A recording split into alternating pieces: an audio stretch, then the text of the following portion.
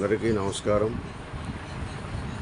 రాష్ట్ర ప్రభుత్వం ఎంతో ప్రతిష్టాత్మక పేరెంట్స్ టీచర్స్ సమావేశం ఏర్పాటు చేయడం చాలా అభినందనీయం. దీనివలన ఉపాధ్యాయులకు టీచర్లకు ఒక అవినాభావ సంబంధం ఏర్పడుతుంది. పిల్లలు ఇంటి దగ్గర ఎలా చదువుతున్నారు ఏంటి అనేది టీచర్లు తెలుసుకోవడం, స్కూల్లో పిల్లలు ఎలా ఉంటున్నారు ఏంటి అనేది తల్లిదండ్రులు తెలుసుకోవడం జరుగుతుంది. దీనివలన పిల్లలకి బాధ్యత వస్తుంది. అలాగే ప్రతి పిల్లవాడు విద్యకు దూరం కాకూడదు అన్న ఉద్దేశంతో రాష్ట్ర ప్రభుత్వం ఎంతో ప్రతిష్టాత్మక విద్యలో సమూల మార్పులు తీసుకొస్తున్నారు. అందులో భాగంగానే పిల్లలకి బుక్స్, బట్టలు, బ్యాగు, షూసు అన్నీ ఇస్తూ, అలాగే మధ్యాహ్న భోజన పథకంలో భోజనాలు కూడా అందజేస్తున్నారు. అలాగే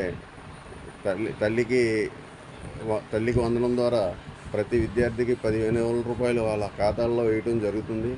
మీరు అనుకోవచ్చు 15,000 కాదు కదా 13,000 కదా ఇస్తున్నారని. రాష్ట్ర ప్రభుత్వం 15,000 కేటాయించేస్తుంది. 13,000 రూపాయలు మీ ఖాతాలోకి, 2,000 రూపాయల స్కూల్ అభివృద్ధికి, నిర్మాణానికి, అదనపు తరగతి గదుల నిర్మాణానికి, బాత్రూమ్స్కి, ఫర్నిచర్కి ఉపయోగిస్తారు. అలాగే ప్రతి పేదవాడు ఆర్థిక భారం పడుకోకుండా చదువుకోవాలన్న ఉద్దేశంతో విద్యాశాఖ మంత్రి నారా లోకేష్ గారు ఎంతో ప్రయత్నం చేస్తున్నారు. పిల్లల్ని మనం చదివించుకోగలిగితే వచ్చే కాలంలో ఐటీ కంపెనీలు, పరిశ్రమలు వచ్చి పిల్లలు అభివృద్ధిలో వస్తారు.